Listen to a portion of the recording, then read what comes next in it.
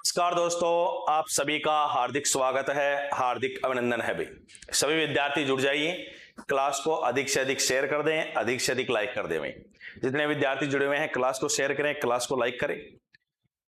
Chandu Meena welcome sir, okay. Bhagirath welcome sir ji, ठीक है। Arjun Ram good evening sir ji, good evening. Kanta good evening sir ji, good evening. Virendra Kumar good evening sir, good evening. Pinky Radhe Radhe उर्जी, बिल्कुल Radhe Radhe. Mukesh good evening sir, good evening. Vikas Kumar Churu, ठीक है। दोस्तों सभी जुड़िए है ना, सभी जुड़ जाइए भी।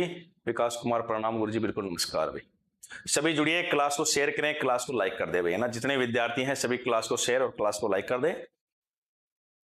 जो महामैराथन क्लासेज हैं वो चल रही हैं, ठीक है, और उसी को क्रम में अपना बढ़ाएंगे। राजस्थान इतिहास व कला संस्कृति की जो प्रश्नोत्तरी है उसको पढ़ने वाले हैं। तो एक बार जो महत्वपूर्ण इंफॉर्मेशन है वो आपके साथ में शेयर करेंगे, उसके बाद में जो आगे की चर्चा है वो की जाएगी भी।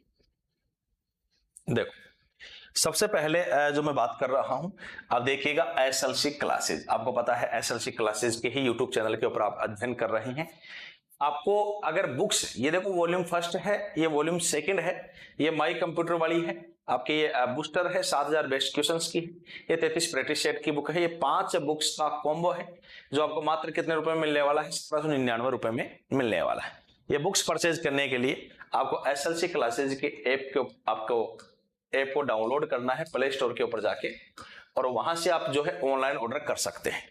अगर आप ऑनलाइन ऑर्डर नहीं कर रहे हैं तो यहां से आप इन नंबर के ऊपर से भी आप ऑनलाइन ऑर्डर कर सकते हैं। दिए हुए जो नंबर है उनके ऊपर आप कॉल करके, व्हाट्सएप करके ऑनलाइन जो है आपकी पुस्तकें, जो बुक्स हैं वो ऑर्डर कर सकते हैं, या आपको यथास्थान तय समय के ऊपर जो है, आपके यथा समय के ऊपर आपके घर के ऊपर आपको बुक्स जो है मिल जाएगी भी। इसके अलावा नए पाठ्यक्रम के अनुसार जो है लेटेस्ट जो एडिशन है बुक्स का, वो वॉल्यूम फर्स्ट का, वॉल्यूम सेकंड का, my computer and library world class notes की बुक का वो भी आ चुका है। ये जो तीनों बुक्स का जो कॉम्बो है वो आपको 1149 यानी 1149 रुपए में आपको ये मिलने वाला है भी, ठीक है, ओके। अब जो है बुक्स परचेज करना चाहते हैं वो या तो ऐप से ऑर्डर ऑनलाइन कर सकते हैं, ऑनलाइन ऑर्डर ऐप से करेंगे, या फिर जो है दिए हुए नंबर के ऊपर कॉल करके या व्हाट्सएप करके ऑनलाइन ऑर्डर कर सकते हैं। तो ये तो बात है आपके किसकी, पुस्तकें जो है बुक्स जो है उनकी है भाई, ठीक है। इसके बाद में अपन बात कर रहे हैं कोर्स की। देखो आपके सामने जो पहला कोर्स है राजस्थान लाइब्रेरियन ग्रेड 2024 जो सेकंड ग्रेड है उसकी बात कर रहे हैं भाई। अनिल राम गुरु जी, आपके चरणों में मेरा दंडवत सत्संग प्रणाम, ओके भाई, नमस्कार भैया ना, खुश रहिए, जुड़िए अपन। तो ग्रेड सेकंड की बात कर रहे हैं, राजस्थान लाइब्रेरियन ग्रेड जो सेकंड है 2024 वाली, उसके पेपर सेकंड की बात कर रहे हैं। ये जो बैच मिलेगा आपको, ये द्रोणाचार्य बैच के नाम से मिलेगा। यानी जो विद्यार्थी ग्रेड सेकंड की तैयारी कर रहा है उसको सेकंड जो एलआईएस वाला बैच है वो चाहिए, उसको द्रोणाचार्य बैच ज्वाइन करना पड़ेगा। इसमें आपको लाइव क्लासेज है, रिकॉर्डेड क्लासेज है, ई नोट्स है, यूनिट वाइज टेस्ट है, एग्जाम पैटर्न टेस्ट है, डाउट सॉल्विंग क्लासेज हैं, वो सब आपको इसके अंदर आपको मिलने वाले हैं। अधिक क्यूरी के लिए, मोर इंफॉर्मेशन के लिए आप दिए हुए नंबर के ऊपर कॉल करके जानकारी क्या कर सकते हैं, प्राप्त कर सकते हैं। Sarita good evening sir ji, good evening भाई। अब बात करते हैं जो ग्रेड सेकंड का रणभूमि बैच है। ग्रेड सेकंड वो विद्यार्थी जो पेपर फर्स्ट और पेपर सेकंड दोनों जो है पढ़ना है, वो विद्यार्थी जो है, देखो पेपर फर्स्ट जीके का है, पेपर सेकंड जो है एलआईएस का है, वो विद्यार्थी रणभूमि बैच को ज्वाइन करेंगे भाई। कौन सा बैच ज्वाइन कर सकते हो? रणभूमि बैच ज्वाइन कर सकते हो आप। इसमें आपको unit wise test, exam pattern test, e notes, recorded classes सब मिलने वाला है। बाकी और क्यूरी हो तो दिए हुए नंबर के ऊपर आप कॉल करके जो है इंफॉर्मेशन प्राप्त कर सकते हैं। Sarita good evening sir ji, good evening. Narendra Singh good evening sir ji, जय श्री कृष्णा, बिल्कुल गुड इवनिंग, जय श्री कृष्णा। आगे देखिएगा, इसके अलावा मैं अब अगर बात करूं तो ये आपके जो है राजस्थान लाइब्रेरी के लिए कॉम्बो पैक है। यानी वो विद्यार्थी जो ग्रेड सेकंड और ग्रेड थर्ड दोनों की तैयारी कर रहे हैं, तो वो उन विद्यार्थियों को अलग अलग कोर्स परचेज करने की आवश्यकता नहीं है। वो विद्यार्थी जो है जूना बैच को ज्वाइन कर सकते हैं। इसमें आपके ग्रेड सेकंड की और ग्रेड थर्ड की दोनों की क्या हो जाएगी, तैयारी हो जाएगी। संपूर्ण क्लासेस जो है नए पाठ्यक्रम पर आधारित क्लासेस मिलेगी। पेपर फर्स्ट जो होता है वो जीके का रहता है, आपको पता है। पेपर सेकंड जो है एलआईएस का है। इसमें सभी क्लासेस जो आपको लाइव भी मिलने वाली है, रिकॉर्डेड क्लासेस भी मिलने वाली है, यूनिट वाइज टेस्ट भी मिलने वाले हैं, एग्जाम पैटर्न टेस्ट भी आपको मिलने वाला है। अधिक क्यूरी के लिए, मोर इन्फॉर्मेशन के लिए आप दिए हुए जो नंबर है 9672948287 के ऊपर कॉल करके, व्हाट्सएप करके भी आप जानकारी प्राप्त कर सकते हैं। इसके अलावा मैं बात करूं तो ये आप देखिएगा एनवीएस की बात कर रहे हैं। एनवीएस लाइब्रेरियन 2024 जनरल पेपर और लाइब्रेरी साइंस के पेपर की बात कर रहे हैं। इसकी फीस मात्र कितनी है? 3499 रुपए है। कितनी है आपके? 3499 है। इसमें 1 ईयर वैलिडिटी रहेगी, बेस्ट कंटेंट रहेगा, फ्री टेस्ट सीरीज रहेगी, कंप्लीट पैकेज रहेगा। अधिक इंफॉर्मेशन के लिए आप दिए हुए नंबर के ऊपर कॉल करके भी जानकारी प्राप्त कर सकते हैं। ठीक है, ये बात है एनिवेस लाइब्रेरियन की। और पहले अपन सेकंड ग्रेड की बात कर चुके हैं, कॉम्बो बैच की भी बात कर चुके हैं। जो बात करें अपन लाइब्रेरी ग्रेड 3 की बात करेंगे भी। देखो लाइब्रेरियन ग्रेड 3, ध्यान समझिएगा, वे विद्यार्थी जो ग्रेड 3 की तैयारी कर रहे हैं, पेपर सेकंड जिनको चाहिए उसमें लाइब्रेरी साइंस और आपको एजुकेशनल साइकोलॉजी मिलने वाली। इसमें आपको लाइव क्लासेज मिलेगी, कंप्लीट रिकॉर्डेड बैच मिलेगा, रिकॉर्डेड क्लासेज मिलेगी, ई नोट्स मिलेंगे, पीडीएफ मिलेगी, यूनिट वाइज टेस्ट मिलेगा और एग्जाम पैटर्न टेस्ट आपको मिलने वाला। और आपको ये भली बात ही परिचित होना चाहिए, पिछली जो लाइब्रेरियन ग्रेड 3 की वैकेंसी लगी थी 2022 वाली, उसमें 200 से अधिक सिलेक्शन एक्सेल क्लासेज द्वारा दिए गए हैं। मतलब 200 अबव सिलेक्शन आपके अपने कोचिंग संस्थान, आपके अपने परिवार द्वारा यहीं से विद्यार्थी निकल के सिलेक्शन लेके गए हैं। तो ये बात थी आपके ग्रेड 3 के सेकंड पेपर की। अब बात करते हैं पेपर फर्स्ट और पेपर सेकंड दोनों की। इसके लिए लाइब्रेरियन ग्रेड 3 के पेपर फर्स्ट और सेकंड के लिए आपको मिशन लाइब्रेरियन बैच ज्वाइन करना है। और मिशन लाइब्रेरियन बैच जो है, इसकी live classes, recorded classes, e notes, unit wise test, exam pattern test सब आपको मिलने वाला है। अधिक क्यूरी के लिए आप दिए हुए नंबर के ऊपर कॉल करके भी जानकारी प्राप्त कर सकते हैं। अब जितने विद्यार्थी जुड़े हुए, ये तो कोर्स से संबंधित रिलेटेड इंफॉर्मेशन थी। सीटी का एग्जाम लग चुका है दोस्तों, सीटी का एग्जाम लग चुका है। तो एक बार आप कमेंट के माध्यम से बताइए आपका पेपर कैसा हुआ, क्योंकि जो मेरे द्वारा पढ़ाया गया है आपको वो यथावत आपको एग्जाम में मिला है, तो कोई मेरे हिसाब से प्रॉब्लम आई नहीं होगी। फिर भी एक बार आप बताइए पेपर कैसा रहा है आप लोगों का। तो एक बार अपना जो है शेयर कर सकते हैं कि भाई कैसा पेपर रहा, आपको कैसा लगा, क्या लेवल लगा, तो आप बता सकते हैं ना।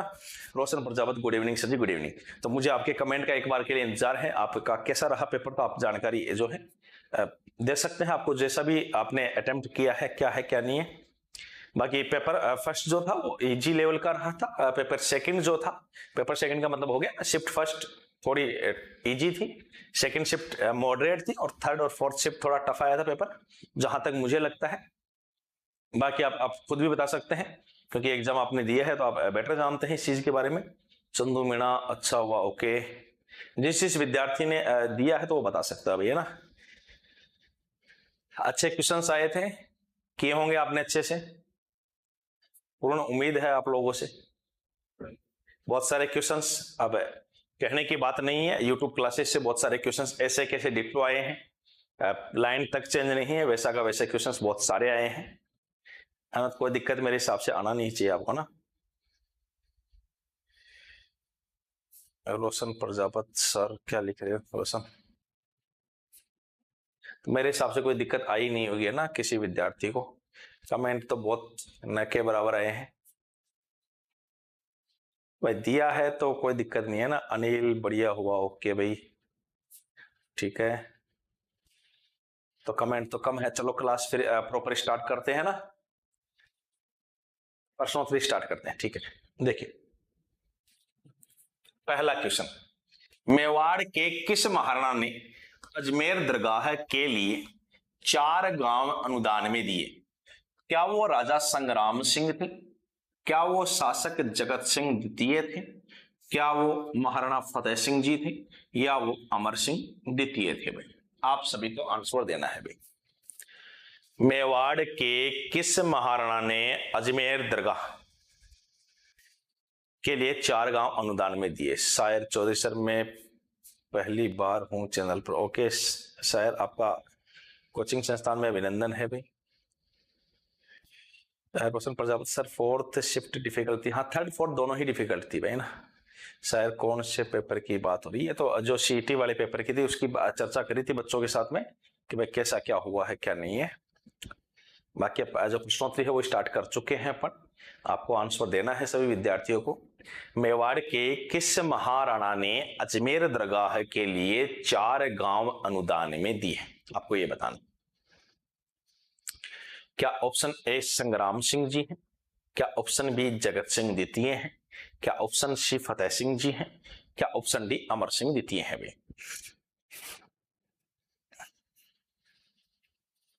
सभी को बताना है भैया ना। Shayar Chaudhary, okay sir, thank you, ठीक है शायर। वीरेंद्र कुमार ने भी लिखा है भाई, क्या लिखा? बैंक बस से निबी, चंदू ने बी लिखा है भाई, सभी को आंसर देना है। मेवाड़ के किस महाराणा ने अजमेर दरगाह के लिए 4 गांव अनुदान में दिए? क्या वो संग्राम सिंह जी थे? क्या वो जगत सिंह द्वितीय थे? क्या वो फतेह सिंह जी थे? क्या वो अमर सिंह द्वितीय जी थे? सभी को आंसर देना है। रोशन ने बी लिखा है, सभी को आंसर देना है भाई, क्या करेक्ट आंसर रहेगा? ये थोड़ा इजी क्वेश्चन है ना, किया सभी ने, पिंकी ने बी लिखा है। इस क्वेश्चन का राइट आंसर क्या रहेगा? ऑप्शन बी रहेगा भाई, अजमेर दरगाह। अजमेर दरगाह कौन सी दरगाह है? ख्वाजा मोइनुद्दीन चिश्ती की दरगाह है भाई। कौन सी दरगाह है? ख्वाजा मोइनुद्दीन चिश्ती की दरगाह। ख्वाजा मोइनुद्दीन चिश्ती की दरगाह है कहां पे? अजमेर में है। ठीक है, ख्वाजा साहब की बात करें तो 1192 ईस्वी में तराइन के द्वितीय युद्ध के समय, तराइन के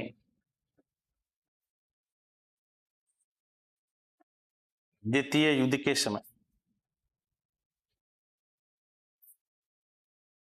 मोहम्मद गौरी के साथ पृथ्वीराज चौहान तृतीय के काल में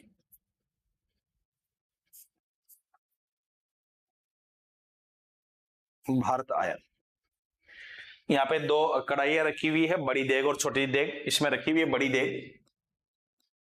बड़ी देग जो भेंट करी थी वो अकबर ने करी थी। किसने करी थी? अकबर ने। यहाँ कढ़ाइयां रखी हुई है, बड़ी देग तो अकबर ने भेंट करी थी और छोटी देग जो है वो जहांगीर ने भेंट करी थी। किसने भेंट करी थी? जहांगीर ने। ठीक है, और 4 गांव जो अनुदान में दिए थे,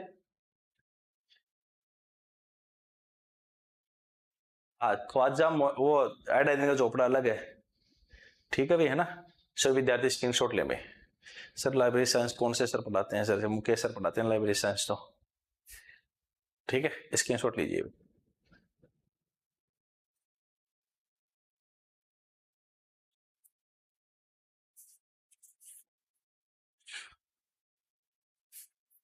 चलो भाई अगले क्वेश्चन की ओर बढ़ते हैं। राजस्थान के कौन से ताम्रपत्र से रानी कर्मावती द्वारा जौहर के प्रमाण मिलते हैं? आहड़ ताम्रपत्र, खेरोदा ताम्रपत्र, पुर ताम्रपत्र या फिर चिकली ताम्रपत्र? अच्छा क्वेश्चन है, पढ़ाया हुआ है आपको अच्छे से। राजस्थान के कौन से ताम्रपत्र से रानी कर्मावती द्वारा जौहर के प्रमाण मिलते हैं? आप सभी को आंसर देना है भी, क्या करेक्ट आंसर रहेगा आपको ये बताना है भी। सभी को आंसर देना है। राजस्थान के कौन से ताम्रपत्र से रानी कर्मावती द्वारा जौहर के प्रमाण मिलते हैं? क्या ऑप्शन ए आहड़ ताम्रपत्र है,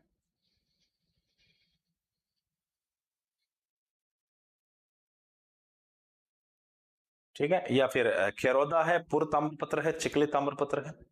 क्या लिख रहे हो? पुर ताम्रपत्र। अनिल ठीक है। Virendra sir Mukesh sir library class नहीं दे रहे सर, कोई प्रॉब्लम? सर प्रॉब्लम तो क्या होगी? सैनी ने सी लिखा है, कांता ने सी लिखा है, वीरेंद्र ने सी लिखा है, पिंकी ने सी लिखा है, सरिता ने सी लिखा है, रोशन ने सी लिखा है भी। सभी को आंसर देना है। वीरेंद्र कुमार पुर ताम्रपत्र लिख रहे हैं, सैनी ने सी लिखा है, सभी को आंसर देना है, क्या करेक्ट आंसर रहेगा? ओके, लगभग ने सी आंसर दिया है भाई। चंदू ने भी सी लिखा है। ओके, इसका राइट आंसर तो ऑप्शन सी ही रहेगा। थोड़ा सा मैं इसके बारे में आपको बता देता हूं, एक बार इसका स्क्रीनशॉट लीजिए फिर एक्सप्लेन कर देता हूं। देखो, चलो थोड़ा सा देख लेते हैं इसके बारे में। देखो, आपने पढ़ा होगा एक व्यक्तित्व रहे हैं मेवाड़ के शासक थे सांगा, जिनका नाम क्या है? सांगा। आपने पढ़ा होगा संग्राम सिंह या सांगा जो है मेवाड़ महाराणा रहते हैं 1509 से लेके 1528 तक।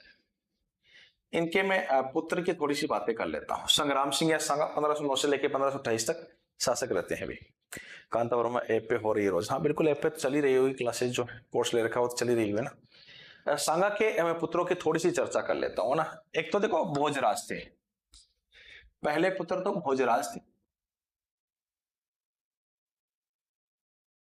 आप जानते हो सभी भोजराज जी को, मीराबाई के पति, मीराबाई के पति। सुना होगा ना नाम अपनी मीराबाई का, मीराबाई का नाम सुना होगा। राजस्थान की राधा, राजस्थान की क्या कहते हैं मीराबाई को? राधा कहते हैं। और मीराबाई को मरु मंदाकिनी कहते हैं।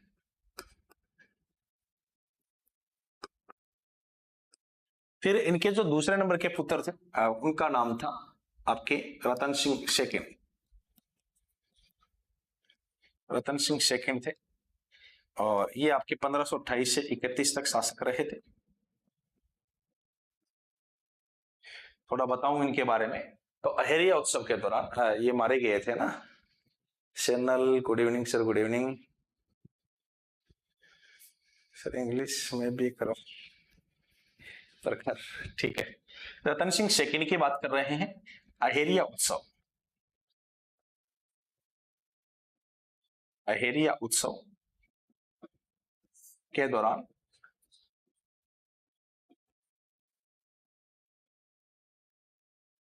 सूरजमल हाड़ा के साथ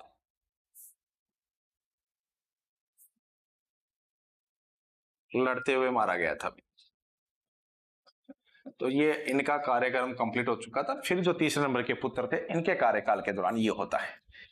जो अपन डायग्राम पढ़ने वाले हैं वो विक्रमादित्य के काल में है। और विक्रमादित्य जो है 1531 से लेकर 1535 ईस्वी तक शासक रहते हैं। ये जो स्वयं थे अयोग्य थे भाई, स्वयं क्या थे? अयोग्य।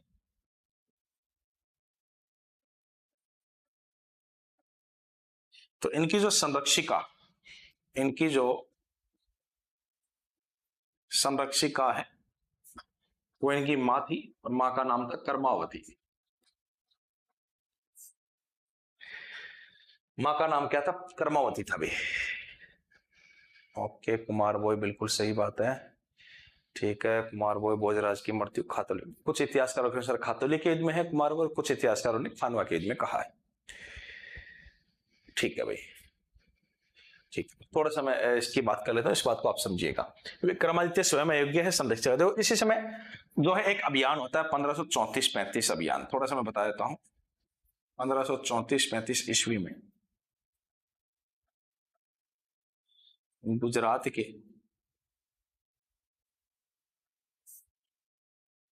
बहादुर शाह ने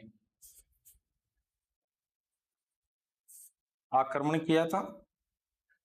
और इस आक्रमण के दौरान मां जो कर्मावती है उन्होंने राखी भेजी थी, उन्होंने राखी भेजी थी वे, राखी भेजी थी किसको? हुमायूं को। भारत के शासक हैं हुमायूं। आपने एक ग्रंथ पढ़ा होगा बाबरनामा, बाबर की आत्मकथा है उसमें, और बाबर की आत्मकथा जो बाबरनामा है उसमें जो है इनको पुत्र पुत्री मानता है कर्मावती को बाबर। तो यहाँ पे हुमायूं को राखी इसलिए भेज रही कि उसमें के अंदर उसका भाई का रिश्ता हो गया, तो हुमायूं को राखी भेजी थी। लेकिन हुमायूं समय पर सैनिक सहायता नहीं कर सका था। हुमायूं जो है सैनिक सहायता नहीं कर सका था, तो मां कर्मावती ने सेनापति जो बनाया था वो प्रतापगढ़ के रावत बाग सिंह या देवड़िया बाग, देवड़िया बाग सिंह, ठीक है। इन्होंने तो केसरिया किया था और मां कर्मावती ने जौहर किया, जौहर किया। और ये क्या हुआ था? मेवाड़ का द्वितीय शाखा। और इसकी जानकारी जो है पूर्व ताम्रपत्र से, जिसके अपन बात कर रहे हैं। हाँ बिल्कुल कुमार वो ये पढ़ाया हुआ है। रणथंभौर को पहले जब आक्रमण किया था कर्मावती ने रणथंभौर सौंप दिया था बहादुर शाह को, लेकिन बहादुर शाह फिर नहीं मानते, उनको लगा कि फ्री फोकट में सब कुछ मिल जाएगा, तो इसलिए उन्होंने फिर अभियान किया था।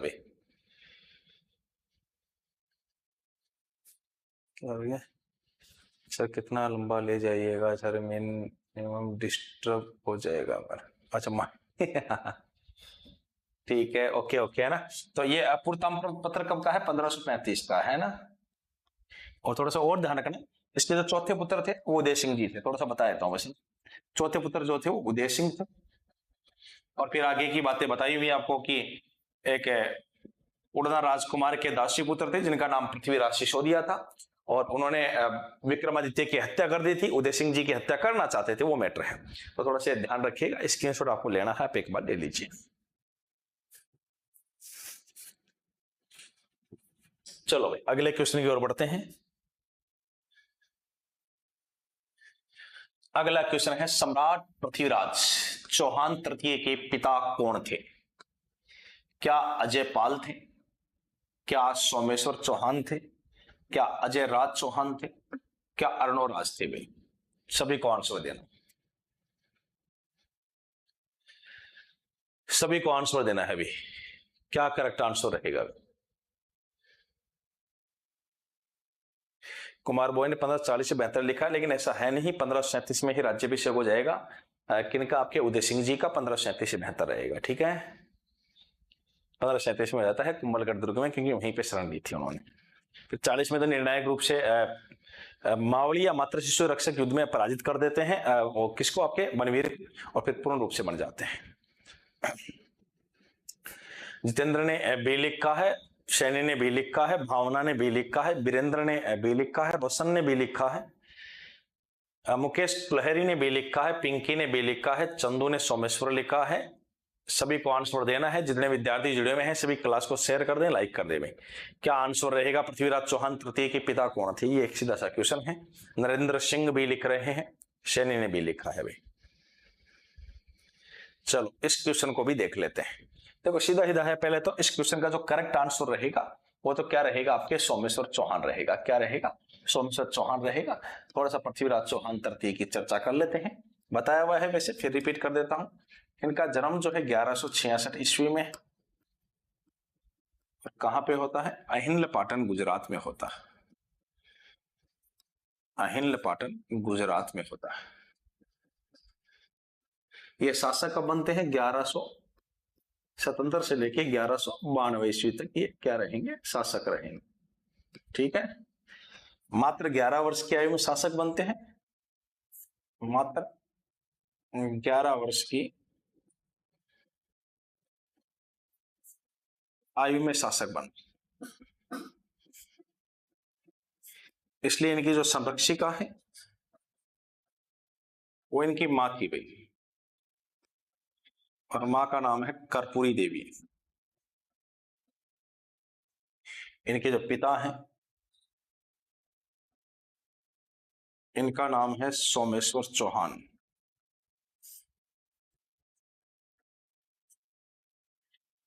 इनके प्रधानमंत्री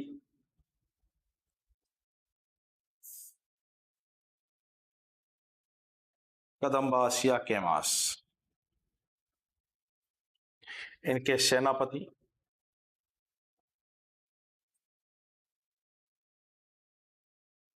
भुवनमल। इनका जो घोड़ा है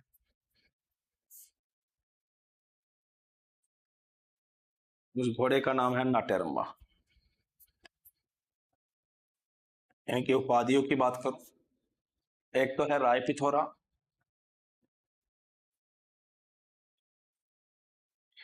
एक इनको दल पुंगल। दल पुंगल का मतलब होता है विश्व विजेता, और एक है इनको हिंदू सम्राट। ठीक है भाई, तो ये आपके कौन थे? इसका आंसर तो सोमेश्वर चौहान हो जाएगा, जो आपको मैंने बता दिया है अभी। जिले पर प्राप्त लंकेश्वर की उपाधि है प्रताप लंकेश्वर, तो सोमेश्वर को है, सोमेश्वर को ये उपाधि तो प्रताप लंकेश्वर की तो इसको है भाई।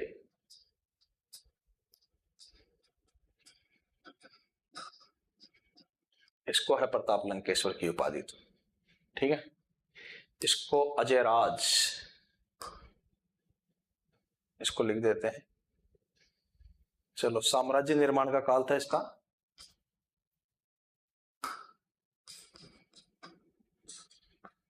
साम्राज्य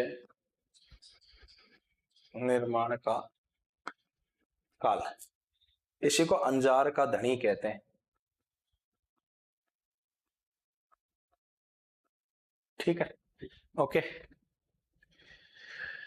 इसको एक बार आप स्क्रीनशॉट ले लीजिए। बिल्कुल, जो बाबर हैं उनका जन्म फरवरी 14 फरवरी आपके 1483 के अंदर हुआ था। ठीक है, 44 के अंदर। क्या लिख रहे हो? हाँ बिल्कुल, वो अपनी दादी दौलत एहसान बेगम के सहयोग से शासक बनते हैं। वो अपनी दादी दौलत एहसान बेगम है, उनके सहयोग से फरगना के शासक बने थे। वो फरगना उज्बेकिस्तान में है भाई। क्लियर है? सभी विद्यार्थी स्क्रीनशॉट लीजिएगा। क्लियर?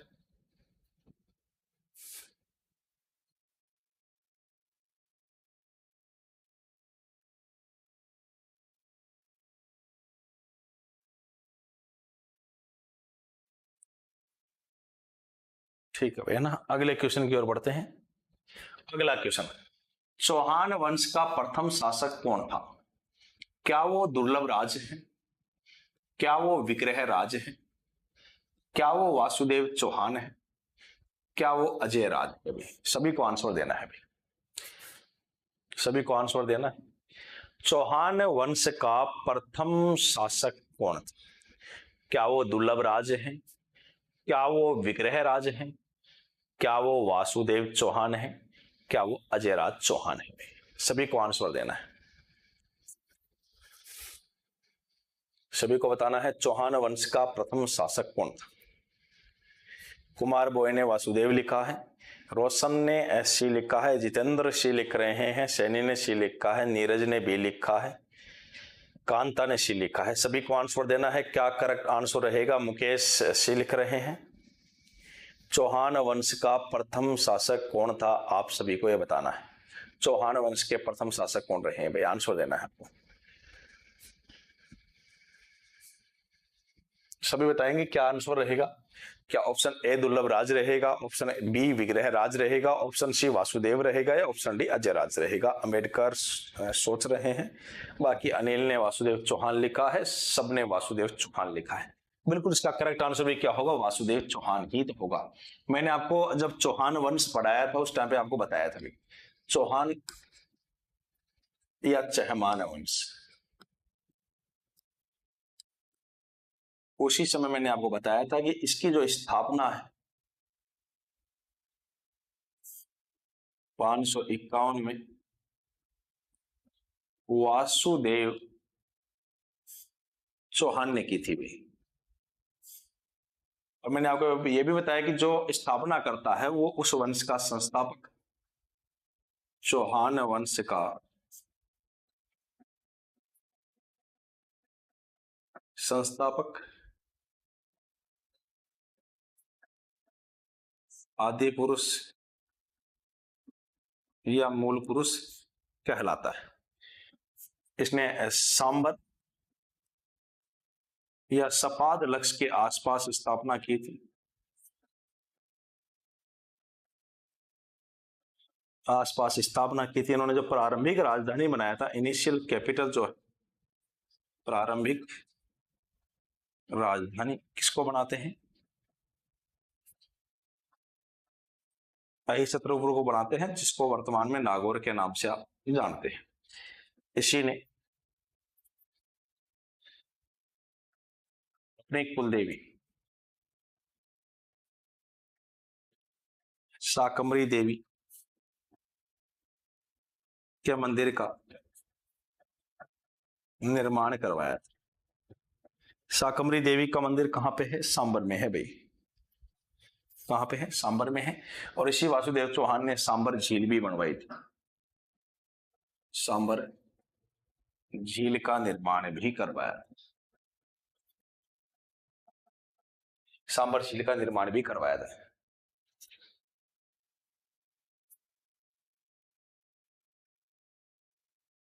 प्रताप के शासक हो गया, ठीक है, ओके भाई, चलो ठीक है।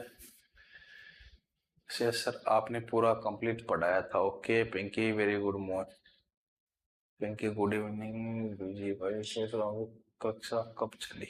बैठकर अपने घर से पिंकी, ओके ठीक है। एक और ध्यान रखना, एक माता का मंदिर और है, शाकंभरी माता या सकराय माता, और ये कहां पे है? ये उदयपुर वाटी, नीम का थाना में है ये मंदिर। पहले उदयपुर वाटी शिक्कर वाला था, और ये खंडेर वालों की कुलदेवी, खंडेर वालों की कुलदेवी है। ठीक है भाई, हो गया, स्क्रीनशॉट लीजिए भाई।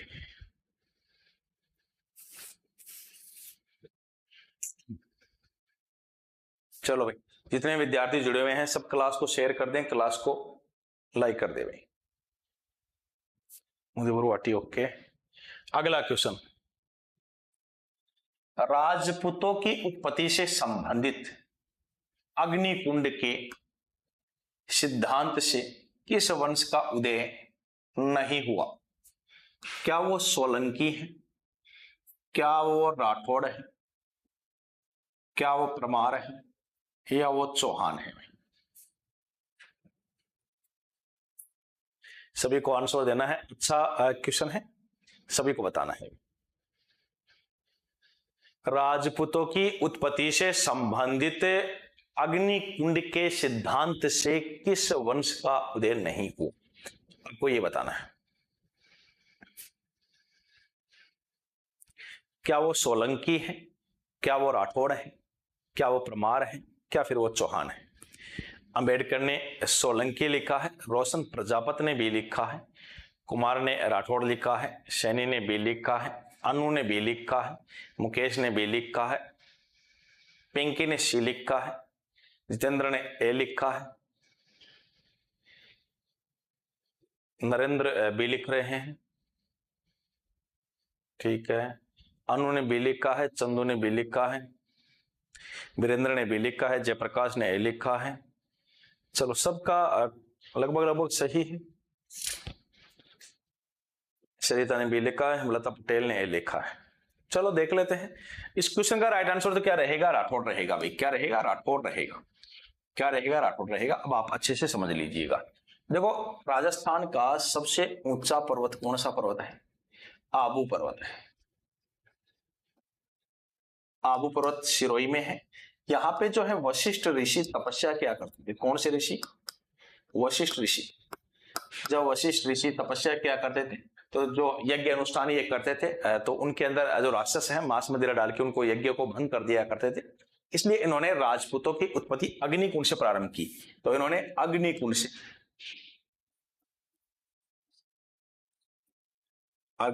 से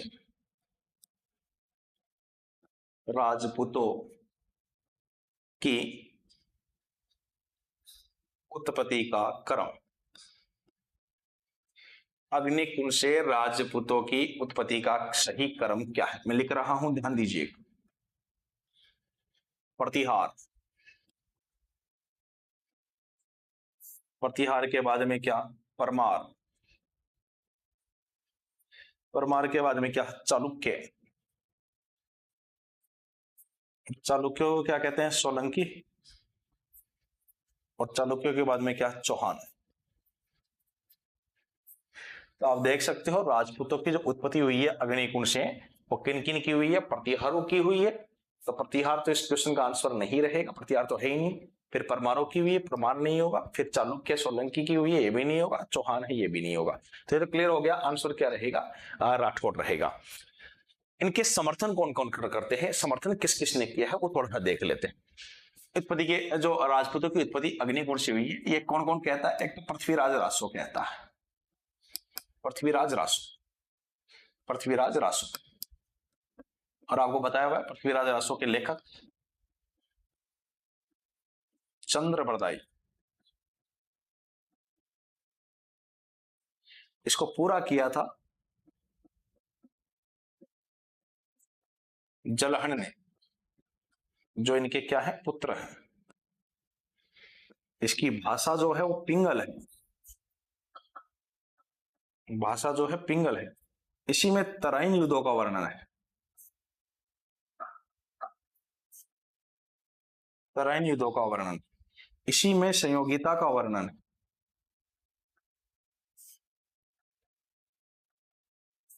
दूसरा जो व्यक्ति था इस बात का समर्थन करने वाला, वो सूर्यमल मिश्रण है, सूर्यमल मिश्रण।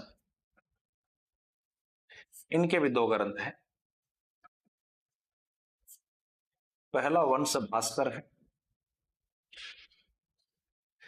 और दूसरा वीर सत्सई है। और इनका समर्थन करने वाले तीसरे व्यक्ति मोहनत नैन्सी थे। और मोहनत नैन्सी की अगर मैं बात करूं तो ये जोधपुर के शासक जसवंत सिंह प्रथम का दीवान या पीएम, इसके भी दो ग्रंथ हैं। पहला तो है मोहनत नैनश्री ख्यात और दूसरा है मारवाड़ा प्रगनारी विगत, और इसे क्या कहते हैं, राजस्थान का गजेटियर। और आपको मैंने बताया है स्वयं मोहनत नैन्सी को राजपुताने का अबुल फजल कहा था मुंशी देवी प्रसाद ने, वो भी बताया हुआ है।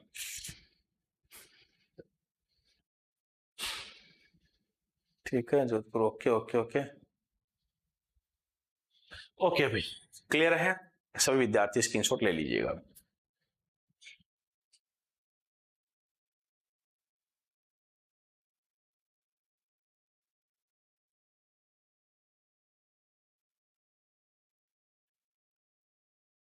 ओके, अगला क्वेश्चन, अगला क्वेश्चन है, जिस अभिलेख में शाकंभरी के चौहान शासकों की उपलब्धियों का वर्णन मिलता है वह कौन सा है? क्या वो समोली का अभिलेख है, क्या वो बिजोलिया का अभिलेख है, क्या वो कीर्ति स्तंभ प्रशस्ति है, क्या वो चीरवे के शिलालेख या चीरवा का शिलालेख है?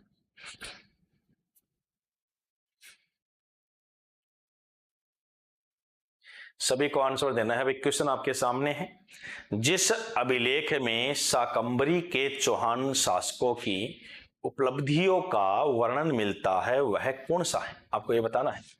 क्या वो समोली का अभिलेख है, क्या वो बिजोलिया का अभिलेख है, क्या वो कीर्ति स्तंभ प्रशस्ति है, या वो चीरवा का शिलालेख है? भाई चीरवा शिलालेख।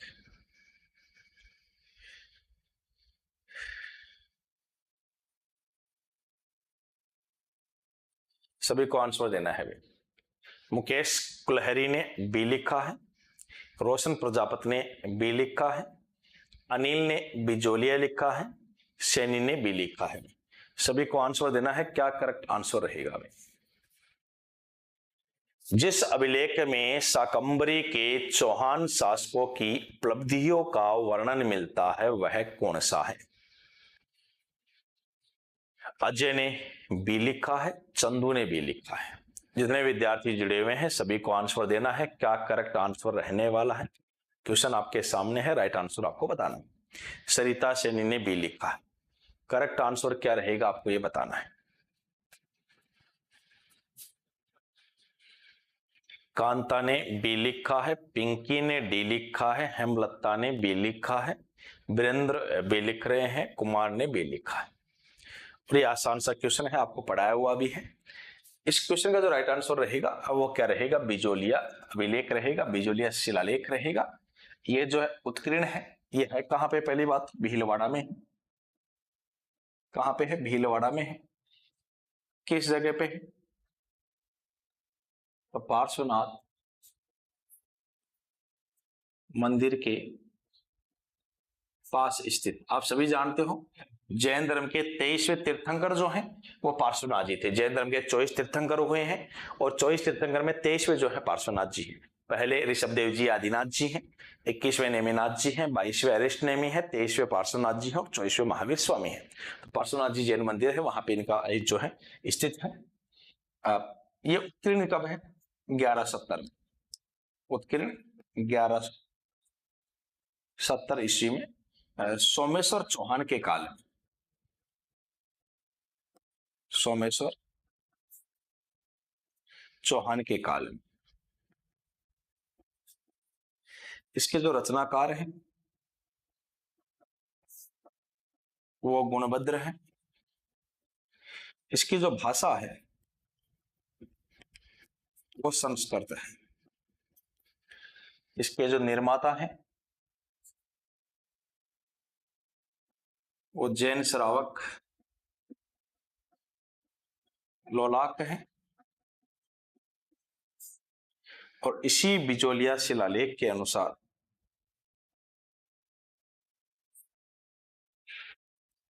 चौहानों को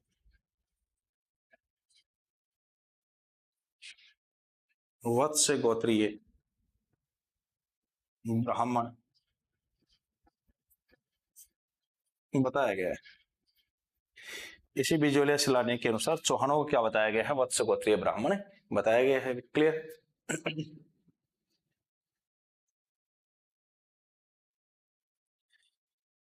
ठीक है भाई, अगले क्वेश्चन की ओर बढ़ेंगे। एक बार आप स्क्रीनशॉट ले लीजिए ना। चलो अगला क्वेश्चन देख लेते हैं।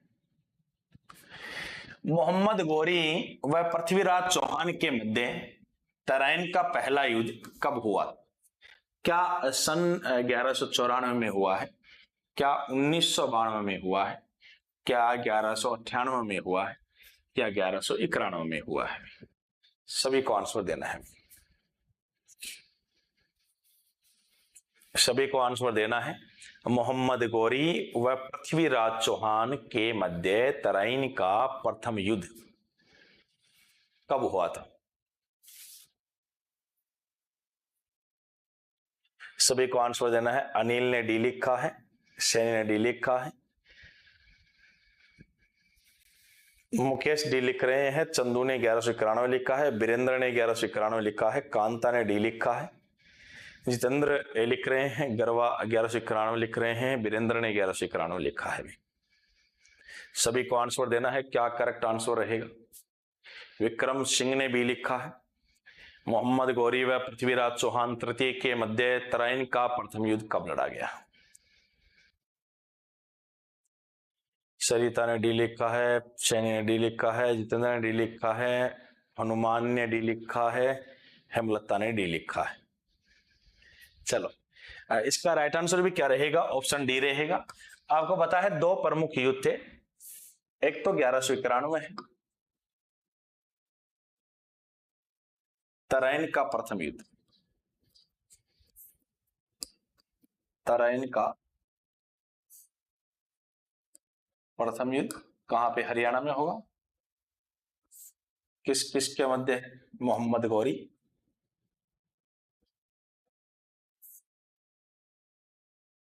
वर्सेस पृथ्वीराज तृतीय। पृथ्वीराज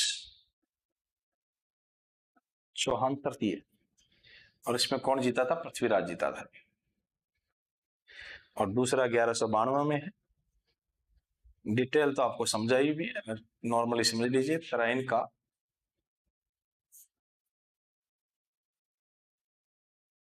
तराइन का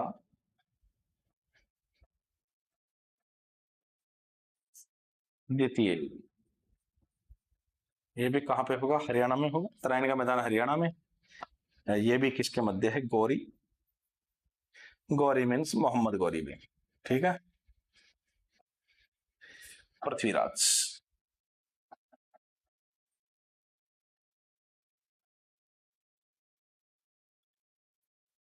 इसमें कौन जीता था?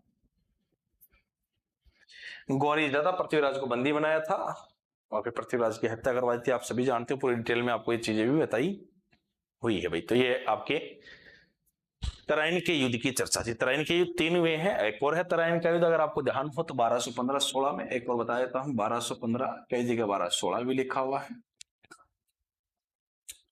ये तराइन का तृतीय युद्ध है।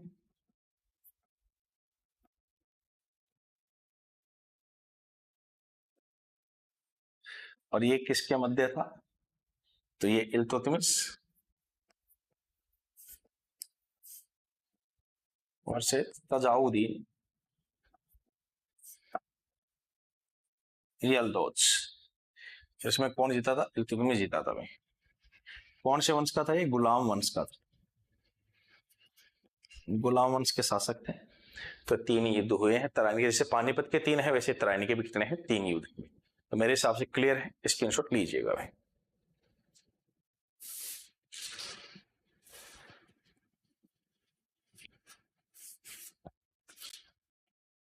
अगला क्वेश्चन देखते हैं। अलाउद्दीन ने राजस्थान में सर्वप्रथम किस राज्य पर अधिकार किया? क्या वो जालोर है, क्या वो रणथंबोर है, क्या वो अजमेर है, क्या वो चित्तौड़ है भाई? सभी को आंसर देना है भाई, सभी को आंसर देना है। क्या राइट आंसर रहेगा? अलाउद्दीन ने राजस्थान में सर्वप्रथम किस राज्य पर अधिकार किया? सभी को आंसर देना है भाई। अलाउद्दीन ने राजस्थान में सर्वप्रथम किस राज्य पर अधिकार किया? क्या वो जालोर है, क्या वो रणथंबोर है, क्या वो अजमेर है, क्या वो चित्तौड़ है? क्या राइट आंसर रहेगा आपको बताना है भाई। करेक्ट आंसर बताना है। अलाउद्दीन ने राजस्थान में सर्वप्रथम किस राज्य पर अधिकार किया था? Option A Jalore, option B Ranthambore, option C Ajmer या ऑप्शन डी चित्तौड़। सभी को करेक्ट आंसर देना है। क्या करेक्ट आंसर रहेगा? जोल ने रणथंबोर लिखा है, जितेंद्र ने बी लिखा है, कुमार ने रणथंबोर लिखा है, वीरेंद्र ने ए लिखा है, कांता ने बी लिखा है, लक्की ने बी लिखा है, विक्रम ने बी लिखा है, वीरेंद्र ने बी लिखा है, मुकेश ने बी लिखा है, अनिल ने रणथंबोर लिखा है। सभी को आंसर देना है। बैंक पास से ने रणथंबोर लिखा है, हेमलता पटेल ने भी लिखा है, जयप्रकाश ने भी लिखा है। क्या राइट आंसर रहेगा? सभी को बताना है। अलाउद्दीन ने राजस्थान में सर्वप्रथम किस राज्य पर अधिकार किया? जयप्रकाश ने बी लिखा है, सरिता ने बी लिखा है, लक्की ने 1301 लिखा है, चंदू ने बी लिखा है। सभी को आंसर देना है। क्या करेक्ट आंसर रहना है? ओके भाई, चलो कर लेते हैं इस क्वेश्चन को भी। इस क्वेश्चन का राइट आंसर तो ऑप्शन बी है। देखो, एके की बात कर रहे हैं, अलाउद्दीन खिलजी की बात कर रहे हैं। एके का जो कार्यकाल है वो 1296 से लेके 1316 तक रहता है। इसके राजस्थान में जो प्रमुख अभियान है,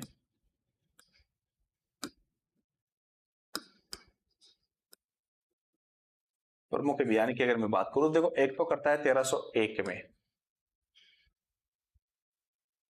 रणथंबोर अभियान।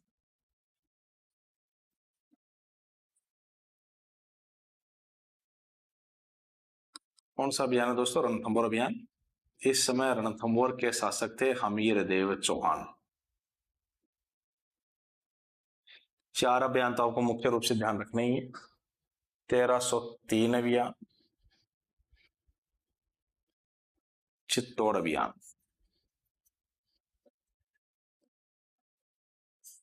इस समय रावल रतन सिंह जी जो थे वो शासक थे। तीसरा जो है प्रमुख शिवाना अभियान।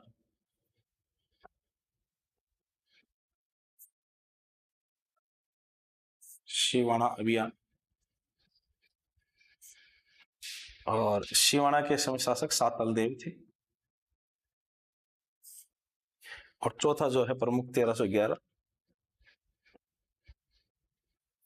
जालोर अभियान।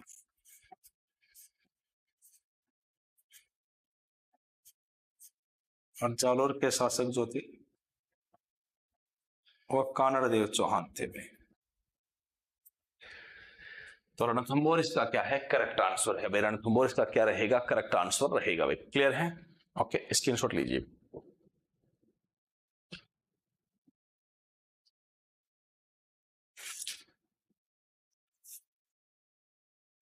चलो भाई, अगले क्वेश्चन की ओर बढ़ते हैं। वह शासक कौन था जिसके शासन काल को चौहान शासन काल का स्वर्ण काल कहा जाता है? क्या वो अर्णोराज या आनाजी चौहान थे? क्या वो अजय राज चौहान थे? क्या वो बिशलदेव चतुर्थ थे? क्या वो पृथ्वीराज चौहान तृतीय थे? दीजिए भाई, देखिए आंसर देना स्टार्ट किए। वह शासक कौन था जिसके शासनकाल को चौहान शासनकाल का स्वर्ण काल कहा जाता है? क्या वो अर्णोराज चौहान थे? क्या वो अजयराज चौहान थे? क्या वो बिशलदेव चतुर्थ थे? क्या वो पृथ्वीराज चौहान तृतीय थे? भाई सभी को आंसर देना है। जितेंद्र ने बी लिखा है भाई, सन्नी कुमार ने डी लिखा है, मुकेश कुलहरी ने बी लिखा है, लक्की सिंह ने सी लिखा है, विक्रम सिंह ने डी लिखा है भाई।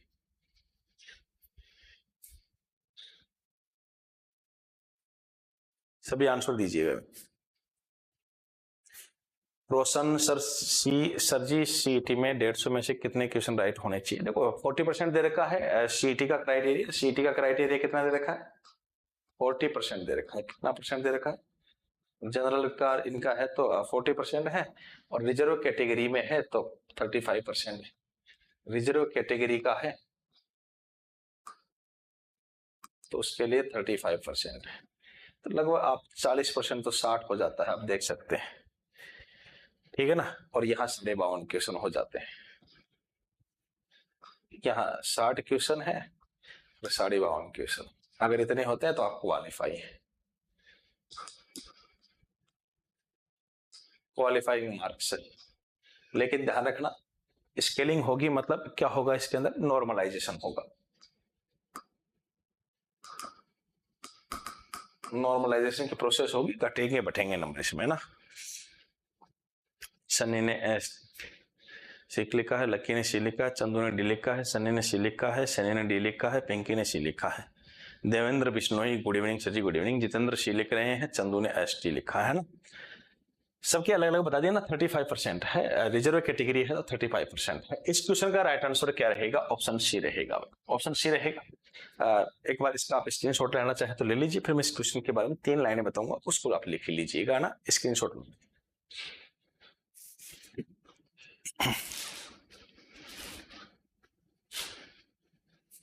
देखो, एक अभिलेख है,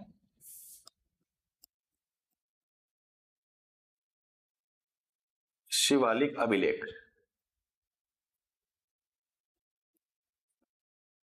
दिल्ली के अनुसार विग्रह राज चतुर्थ या बिशलदेव चौहान ने अजमेर से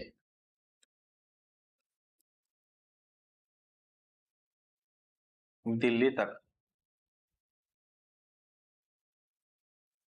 अपने साम्राज्य का विस्तार किया था, इसलिए इसके काल को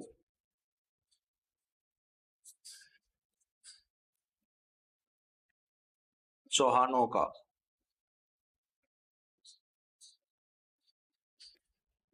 स्वर्ण काल कहा जाता है। शिवालिक अभिलेख दिल्ली के अनुसार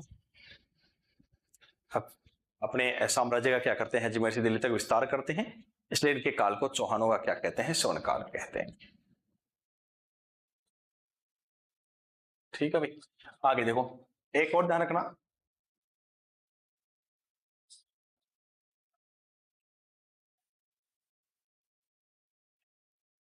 चौहानों का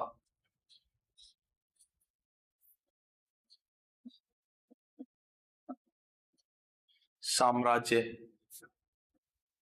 निर्माण काल, ये जो कहलाता है ये अजय राज चौहान का काल है।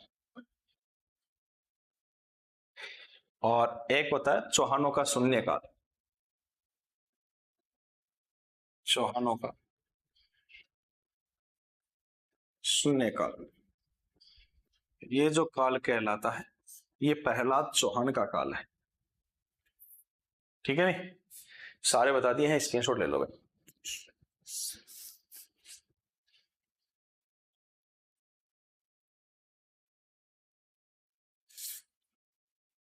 चलो आगे देखते हैं। The early Chauhan dynasties Rajasthan के किस प्रमुख इतिहासकार की रचना है?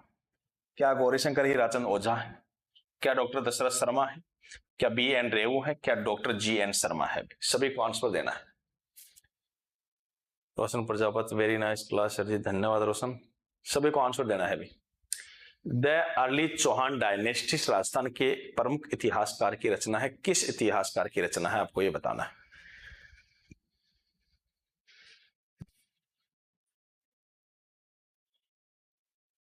क्या ओझा है, क्या दशरथ शर्मा है, क्या रेवू साहब है, क्या जी एन शर्मा साहब है?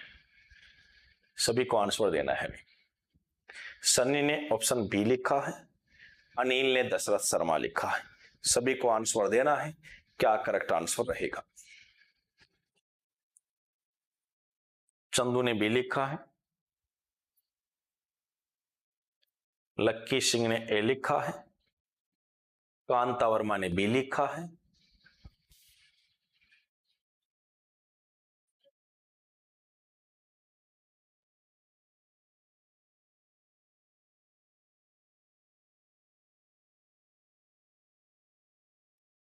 कम विद्यार्थी का आंसर आए हैं इस क्वेश्चन में। इस क्वेश्चन का जो करेक्ट आंसर रहेगा वो ऑप्शन बी ही रहेगा, डॉक्टर दशरथ शर्मा इसका क्या रहेगा, करेक्ट आंसर हो जाएगा भाई। स्क्रीनशॉट लीजिएगा।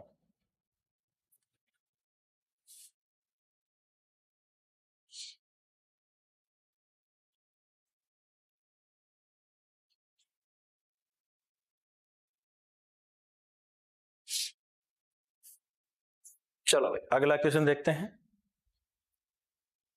निम्न में से पृथ्वीराज विजय के लेखक कौन है? क्या वो जयानक भट्ट है, क्या वो जीनपत सूरी है, क्या वो चंद्र बदाई है, या हेमचंद्र है? क्या करेक्ट आंसर रहेगा आपको बताना है। पृथ्वीराज विजय के लेखक कौन है? क्या जयानक भट्ट है, क्या जीनपति सूरी है, क्या चंद्र प्रदाई है, या फिर हेमचंद्र है? क्या करेक्ट आंसर रहेगा आपको बताना है। ऑप्शन ए रहेगा, ऑप्शन बी रहेगा, ऑप्शन सी रहेगा, या ऑप्शन डी रहेगा? सभी विद्यार्थियों को सही जवाब देना दीजिएगा भाई, सभी विद्यार्थी आंसर दीजिएगा।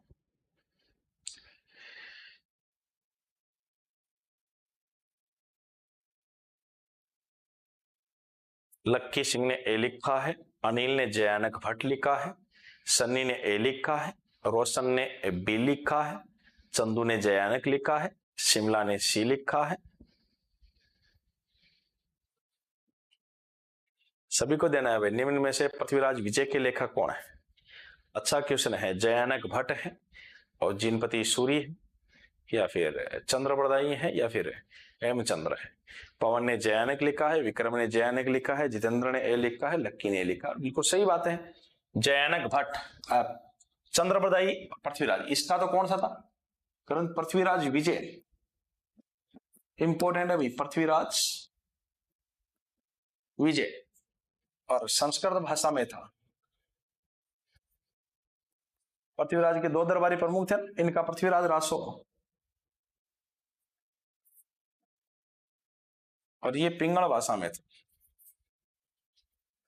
बताया हुआ तो है। राइट आंसर ऑप्शन ए रहेगा भाई। क्लियर? सभी विद्यार्थी स्क्रीनशॉट ले भाई। अगला क्वेश्चन देख लेते हैं भाई। विख्यात स्मारक ए ढाई दिन का झोपड़ा या तत्कालीन संस्कृत महाविद्यालय का निर्माण किसके द्वारा करवाया गया? क्या वो अजय राज थे, क्या वो विग्रह राज चतुर्थ थे, क्या वो पृथ्वीराज प्रथम थे, या फिर वो अर्णवराज थे भाई?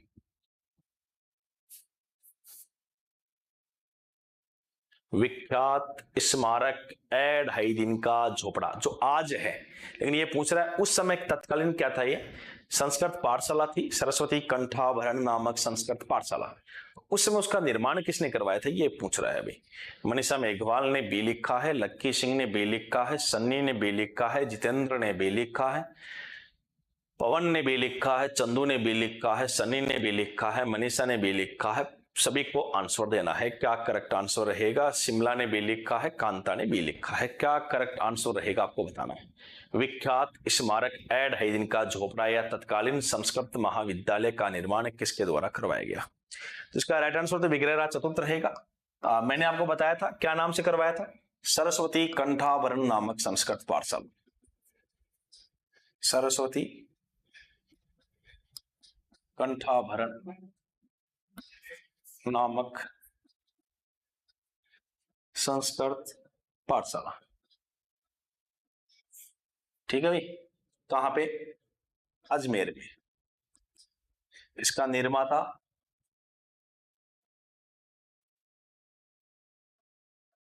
विग्रहराज चतुर्थिया बिशलदेव चौहान।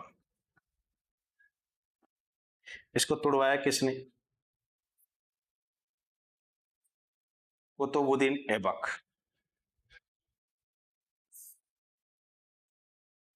और इसने किसका निर्माण करवाया था, ए ढाई दिन का झोपड़ा। इसके स्थान पे बनवाया था भाई। इसके वास्तुकार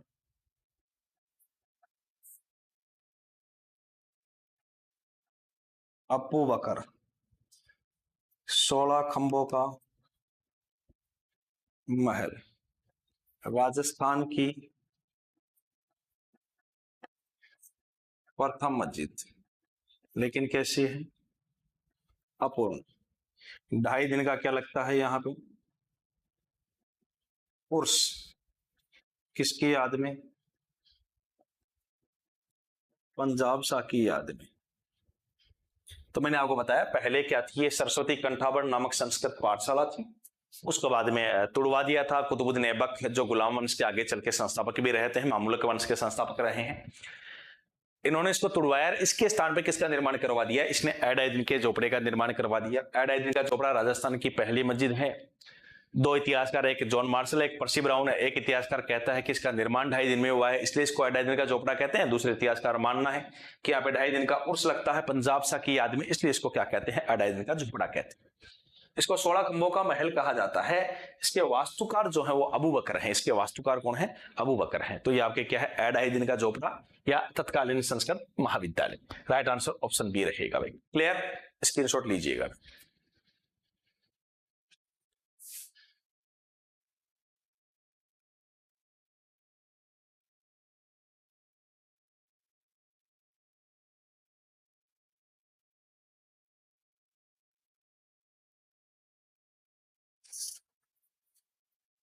चलो अगला क्वेश्चन देखते हैं। रणथंभौर के हमीर के विरुद्ध किस मुस्लिम सेना नायक ने खिलजी सेना का नेतृत्व किया? क्या वो खिजर खा थे, क्या वो उलूग खा थे, क्या वो कामरू थे, या वो नुसरत खा थे?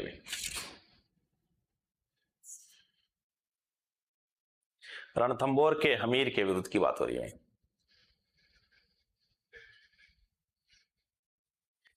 विजेता माथुर सर, मेरे क्लास बहुत पीछे चल रही है, सभी स्टूडेंट्स नेक्स्ट क्वेश्चन का आंसर दे देते हैं, तब मेरे प्रीवियस क्वेश्चन शो हो रहा है। आप लाइव जो आपको दिख रहा है उस लाइव पे क्लिक करिए, तब बराबर आ जाएंगे आप इनके, है ना। आपने लेट ज्वाइन किया तो आप पीछे से ही दिखेगा। आप लाइव के ऊपर क्लिक करिए, आप डायरेक्ट जो है इस क्लास तक जो चल रही है वहां तक पहुंच जाएंगे आप।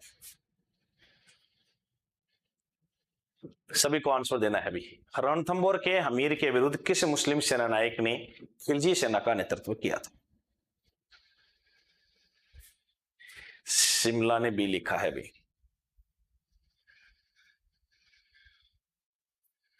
लक्की सिंह ने डी लिखा है। अनिल ने डी लिखा है। सभी को आंसर देना है। रोशन प्रजापति ने बी लिखा है, मुकेश कुलहरी ने डी लिखा है, सन्नी कुमावत ने डी लिखा है, अनु ने बी लिखा है। सभी बताइए भाई क्या आंसर रहेगा इस क्वेश्चन का। रणथंभौर के हमीर के विरुद्ध किस मुस्लिम सेनानायक ने खिलजी सेना का नेतृत्व किया? पहले मैं इस क्वेश्चन का आंसर बता देता हूं। इस क्वेश्चन का आंसर ऑप्शन बी रहेगा। आपने देखा होगा अलाउद्दीन खिलजी जो है 1299 की बात है, 1299 में अलाउद्दीन खिलजी ने सेनापति नियुक्त किए थे। दो के नाम लिख देता हूं मुख्य रूप से, उन्हीं के ध्यान रखना। एक तो बनाया था उल्लुक खां को और एक था नुसरत खां। और ये दोनों आते हैं, इन्होंने बनास नदी के किनारे डेरा डाला था भाई, बनास नदी के किनारे डेरा डाला। आप सभी जानते हो बनास नदी खमनोर के पहाड़ी राजसमंद से निकलती है। ये किसको समझाने आ रहे थे? हमीर देव चौहान को समझाने आ रहे थे, जो चौहान वंश के शासक हैं। जब इनको समझाने के लिए दो सेनापति आते हैं, नहीं आप लाइव के ऊपर क्लिक करिए, नेट आपका धीमा होगा तो वो लेट हो जाता है। लाइव पे क्लिक कर लीजिए विजेता ना। देखो हमीर ने इस बात को अपना अपमान समझा कि भाई दो सेनापति आके मुझे समझाएंगे, तो उन्होंने क्या किया, इन्होंने भी सेनापति नियुक्त कर दिए थे। इन्होंने भी सेनापति नियुक्त किए थे, भाई सेनापति आए हैं तो सेनापतियों से सेनापति ही मुलाकात कर लेंगे। और इन्होंने एक तो नियुक्त किया था धर्म सिंह को, दूसरा नियुक्त किया था भीम सिंह को। अब भाई साहब इतना ही दिमाग था, सेनापति थे, गए थे बातचीत करने, लड़ लिए। और कौन सा युद्ध कर लिया इन लोगों ने? हिंदुवल घाटी का युद्ध कर लिया, हिंदुवल घाटी का युद्ध। और इस युद्ध में नीचे वाले दोनों क्या हो गए थे? मारे गए थे। और इस युद्ध में मुस्लिम सेना का नेतृत्व करता उल्लुक खां था भाई। नुसरत खां तो मारे जाते थे, नेतृत्व करता कौन थे? मुस्लिम सेना के उल्लुक खां थे। तो राइट आंसर क्या हो जाएगा इसका? उल्लुक खां होगा भाई। ठीक है विजेता, okay thank you sir. Okay तो इसके राइट आंसर क्या होगा? कि उल्लुक खां रहेगा। क्लियर है? स्क्रीनशॉट लीजिएगा।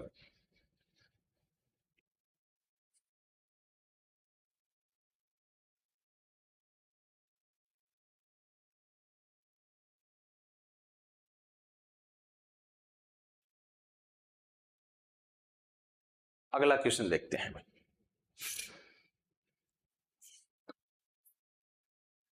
सूफी संत ख्वाजा मोइनुद्दीन चिश्ती किसके शासन काल में राजस्थान आए थे? क्या वो सोमेश्वर चौहान है? क्या वो पृथ्वीराज चौहान तृतीय है? क्या वो राणा हमीर है? क्या वो महाराणा प्रताप है? भाई सभी को आंसर देना है। सूफी संत की बात कर रहे हैं भाई। सूफी संत ख्वाजा मोइनुद्दीन चिश्ती किसके शासन काल में राजस्थान आए थे? अभी थोड़ी देर पहले करवाया था। लक्की सिंह सर ये क्वेश्चन आप भी समझो। ओके देखो रणथंभौर के हमीर के विरुद्ध देखो रणथंभौर के हमीर देव चौहान ने जो है मीर महमूद को शरण दे रखी थी। और मीर महमूद को जब शरण दे रखी थी तो इनको समझाने के लिए अलाउद्दीन खिलजी ने अपने सेनापति भेजे थे उल्लुक खां और नुसरत खां। ये बनास नदी के आगे किनारे डेरा डाल लेते हैं। किसको समझाने के लिए आए हैं? हमीर देव चौहान को समझाने के लिए आए हैं। लेकिन जब हमीर को पता चला कि भाई दो सेनापति मुझे समझाने के लिए आए हैं, तो उन्होंने भी इनसे बातचीत करने के लिए दो सेनापति नियुक्त कर दिए, धर्म सिंह भीम सिंह। धर्म सिंह और भीम सिंह दोनों को नियुक्त किया। ये इनसे जाके बातचीत करते हैं, लेकिन इस युद्ध के दौरान नीचे वाले दोनों मारे गए थे। ये युद्ध था हिंदुवल घाटी का युद्ध। तो नेतृत्व करता इसका कौन है? आपके उल्लुक खां है। देखो एक बार फर्स्ट ग्रेड के एग्जाम जीके वाले पेपर में क्वेश्चन पूछा गया था, ये दोनों ऑप्शन में थे, वहां पे नुसरत खां आंसर माना गया था। लेकिन सेकंड ग्रेड हिस्ट्री के पेपर के अंदर ये जब क्वेश्चन पूछा गया तो इसका आंसर क्या माना गया है? उल्लुक खां माना गया है। इसलिए आपको भी उल्लुक खां के ऊपर ही टिक करना है। क्लियर है?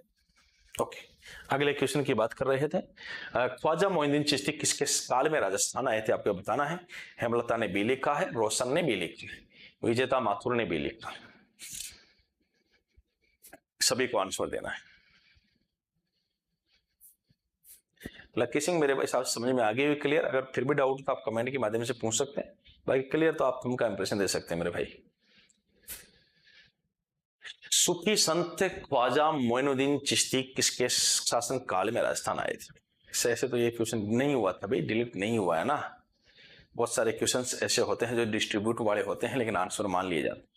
आदमी सीधी सी बात है, उसके ऊपर रेट लगती है, कोर्ट में जाता है, कोर्ट में जाने के बाद में उसके ऊपर विशेषज्ञ कमेटी बैठती है, उन्होंने कहा ये सही है तो फिर वो सही है मान लिया जाता है, अपन कुछ नहीं कर सकते। बाकी उल्लुक खां करोगे तो पूरी प्रोबेबिलिटी है कि आपका सही माना जाएगा। ठीक है? मुकेश कुलहरी ने भी लिखा है। ये तो अभी मैंने थोड़ी देर पहले बताया था कि ख्वाजा मोइनुद्दीन चिश्ती पृथ्वीराज चौहान तृतीय के काल में भारत आए थे भी। किसके काल में आते हैं? पृथ्वीराज चौहान तृतीय के काल में भारत आए थे भी। तो इसका भी आप स्क्रीनशॉट लीजिएगा। चलो अगला क्वेश्चन देखते हैं। अगला क्वेश्चन है, पृथ्वीराज तृतीय का जन्म कहां हुआ? क्या सांभर में हुआ है, क्या जालोर में हुआ है, क्या अहिल पाटन में हुआ है, या अजमेर में हुआ है? भाई सभी को आंसर देना है। अब लोकेशन है तो है, मैं भी उसमें कुछ नहीं कर सकता। आंसर जो माना गया है मैंने आपको बता दिया है। उलुखा जो बोर्ड है उसकी प्रायोरिटी थी, मेरी भी प्रायोरिटी उलुखा के ऊपर ही है।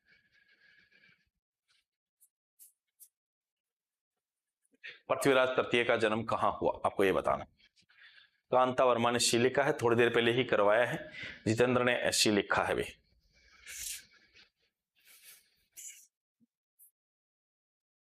सभी का सही होना चाहिए। तो पृथ्वीराज चौहान तृतीय का जन्म पढ़ा चुका हूं। इसका जो राइट आंसर है वो क्या रहेगा? ऑप्शन सी रहेगा भाई। राइट आंसर क्या रहेगा? ऑप्शन सी रहेगा। स्क्रीनशॉट लीजिएगा।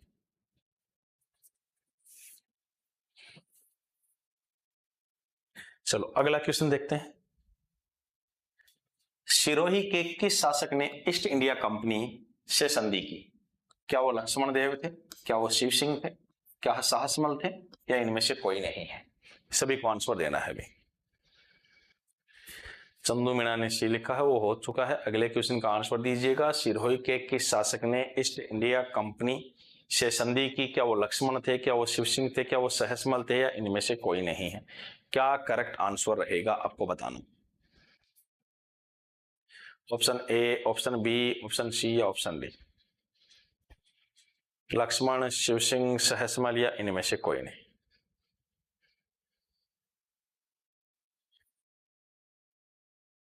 सभी को आंसर देना है। जितेंद्र ने बी लिखा है, ममता मल्होत्रा ने बी लिखा है भी,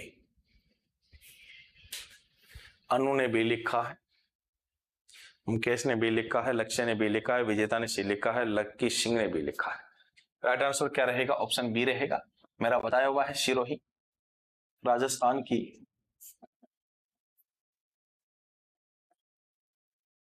अंतिम रियासत जिसने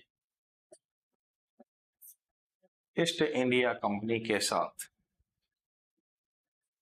संधि की। कब की थी? 1823 में की थी। शिव सिंह ने की थी भाई। राइट आंसर ऑप्शन बी है। स्क्रीनशॉट ले लीजिए।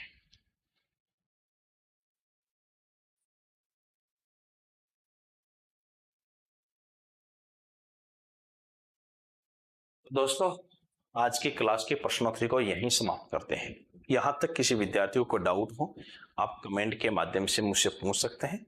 बाकी सभी विद्यार्थी जो है थंब का इंप्रेशन दे सकते हैं। आज की क्लास की प्रश्नोत्तरी को यहीं समाप्त करेंगे भाई ना।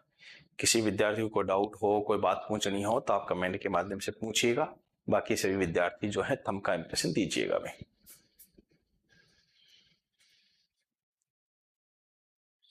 Chandu Meena, nice session, thank you Chandu.